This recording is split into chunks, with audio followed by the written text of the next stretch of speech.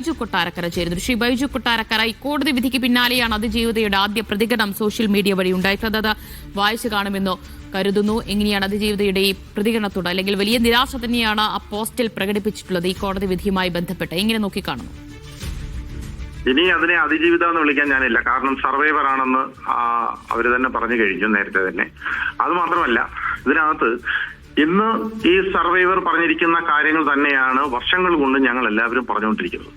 ഈ കോടതിയിൽ ഇന്ന് വിചാരണ തുടങ്ങിയോ, ആ വിചാരണ തുടങ്ങി കുറച്ച് സമയം കഴിഞ്ഞപ്പോൾ അവരെ 22ഓളം വക്കീലന്മാർ, പ്രതിഭാഗത്തുള്ള 22ഓളം വക്കീലന്മാർ അവരെ കോടതി മുറിയിൽ ഒറ്റയ്ക്കിട്ട് അവരെ ഒരുപാട് ഉപദ്രവിക്കുന്നു മീൻസ് അവരെ വാക്ചരങ്ങൾ കൊണ്ട് അവർക്ക് നിക്കപ്പൊറുതിയില്ലാത്തൊരവസ്ഥയിൽ കോടതിയിൽ നിന്ന് ഇറങ്ങിപ്പോണം, പൊട്ടിക്കരഞ്ഞുകൊണ്ട് ഇറങ്ങിപ്പോണം എന്ന് പറഞ്ഞ കാര്യങ്ങളൊക്കെ ഞാനിന്ന് വളരെ വ്യക്തമായിട്ട് ചാനലുകളെല്ലാം ഞാനിന്ന് പറഞ്ഞിരുന്നു.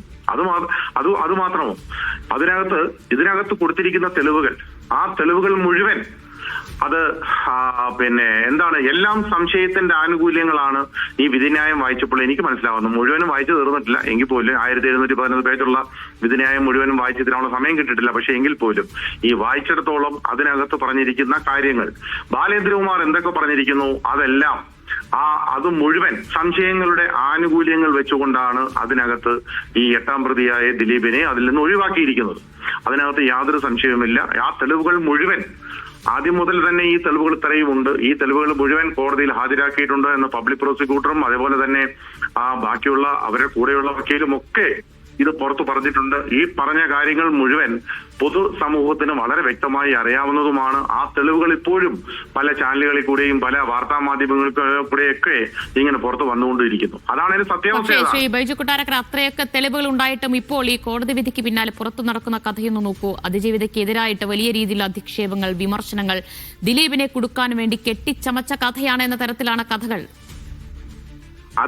അതുണ്ടാക്കാമല്ലോ. കൈ കാശുണ്ടെങ്കിൽ കോടികൾ കയ്യിലുണ്ടെങ്കിൽ ആർക്കെതിരെ വേണമെങ്കിലും എത്ര PR വർക്ക് വേണമെങ്കിലും ചെയ്യാം. ഞാനൊരു കാര്യം ചോദിക്കട്ടെ, IGP DGP സന്ധ്യ, അതേപോലെ തന്നെ ഞാന് മലയാള മനോരമയിലെ പ്രമോദ് രാമൻ, ഭാഗ്യലക്ഷ്മി, വേറെ ആരായിരുന്നു, ഇങ്ങനെ ബൈജു പോലീസ്, ഇങ്ങനെയുള്ള ഈ കേസിന്റെ അകത്ത് ന്യായങ്ങൾ പറഞ്ഞുകൊണ്ടിരിക്കുന്ന ആളുകളെ ചേർത്ത് ദിലീപിനെ പൂട്ടണമെന്ന് പറഞ്ഞൊരു വാട്സപ്പ് ഗ്രൂപ്പ് വരെ ഉണ്ടാക്കിയില്ലേ? ആ വാട്സപ്പ് ഗ്രൂപ്പ് ഉണ്ടാക്കിയതാരാ? ഞങ്ങളാണോ? എന്നിട്ട് അതിനകത്ത് ആ വിധിന്യായത്തിൽ പറഞ്ഞിരിക്കുന്നത്, അതിന്റെ പേജ് നമ്പർ ഞാൻ കറക്റ്റ് നോക്കിയിട്ട് പറഞ്ഞുതരാം. ആ വിധിന്യായത്തിൽ പറഞ്ഞിരിക്കുന്നത് ഈ എന്റെ പേര് ഉൾപ്പെടെ ഉണ്ടതില്ലേ. ആ വാട്സപ്പ് ഗ്രൂപ്പില് എന്താണ്, തെളിഞ്ഞിട്ടില്ല, അത് തെളിവ് കൊടുത്തിട്ടില്ല, ആരും മൊഴി കൊടുത്തിട്ടില്ലെന്ന്. ആര് പറഞ്ഞു മൊഴി കൊടുത്തിട്ടില്ലെന്ന്? ഞാൻ ക്രൈംബ്രാഞ്ച് SP ശ്രീ ഹേമേന്ദ്ര സാറിന് മുമ്പാകെ ഞാൻ പോയി മൊഴി കൊടുത്തതാണ്. ആ മൊഴി കൊടുത്തതിൽ വളരെ വ്യക്തമായി ഞാൻ ഈ കാര്യങ്ങൾ പറഞ്ഞിരുന്നു. ഈ ഒരു വാട്സപ്പ് ഗ്രൂപ്പ് ഇല്ല, ഞാൻ എന്റെ ഫോൺ അവിടെ ചെക്ക് ചെയ്യാൻ വേണ്ടി ഇവിടെ കൊടുത്തു, അവർ ചെക്ക് ചെയ്തു. ഇതൊക്കെ നടന്ന സംഭവങ്ങളാണ്. എന്താണ് ഇതിനകത്ത് മറിമായം സംഭവിച്ചിരിക്കുന്നതെന്ന് എനിക്ക് അറിയാൻ പാടില്ല. പക്ഷെ എന്താണെങ്കിലും ശരി, ഈ കോടതി വിധി പോലും 8ാം തീയതി പുറത്തു വന്ന കോടതി വിധി 2ാം തീയതി പുറത്തു വന്നു പറഞ്ഞാൽ ഏത് പൊട്ടനും മനസ്സിലാവില്ലേ? ഇന്ന് justice retired justice Kamal Pasha sir എന്നാണ് പറഞ്ഞിരിക്കുന്നത്. അദ്ദേഹം പറഞ്ഞത് 2ാം തീയതി പുറത്തു വന്ന ആ വിധിക്കകത്ത് ദുരൂഹതയുണ്ടെന്നാണ് അദ്ദേഹം പറഞ്ഞത്.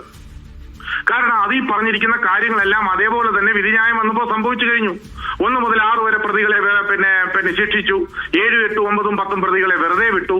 അത് മാത്രമല്ല, ഏതോ ഒരു Shirley, I don't know who is Shirley, ആ ഷേർലി ആണ് ഇത് എന്താണ് ഇതിന്റെ കച്ചവടം ഉറപ്പിച്ചതെന്ന് പറയുന്നു. അതും 10ാം പ്രതി ശരത്തുമായിട്ട്.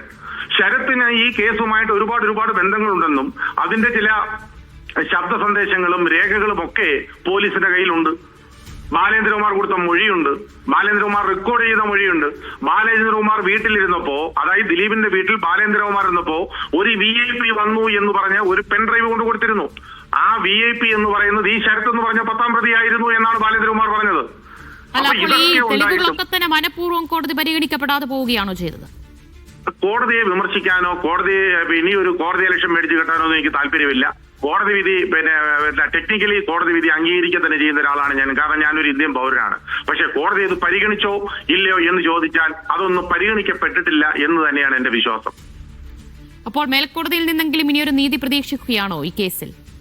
തീർച്ചയായും ഇത് ഹൈക്കോടതിയല്ല, സുപ്രീം കോടതി വരെയാണെങ്കിൽ ഞങ്ങൾ പോകും എന്നുള്ളതിന് യാതൊരു സംശയവുമില്ല. അതിജീവിത ഈ കേസുമായി തന്നെ മുമ്പോട്ട് പോകും. അതിന് എന്തൊക്കെ ഭീഷണി ഉണ്ടായി, ഇപ്പൊ കുറച്ച് ദിവസമായിട്ട് എനിക്കെതിരെയാണല്ലോ ഭീഷണി. സോഷ്യൽ മീഡിയ വഴിയൊക്കെ എന്നെ മോശക്കാരനാക്കാനും എന്റെ വീഡിയോയ്ക്ക് താഴെയൊക്കെ ഓരോ വീഡിയോകൾ എടുത്തിടുക, അതിനിടെ താഴെ തെറി വിളിച്ച് കമന്റ് ഒക്കെ ഇടുക. ആരെന്ത് തെറി പറഞ്ഞാലും എനിക്കൊരു ചുക്കും ഇല്ലെന്നുള്ള കാര്യം എനിക്കറിയാം.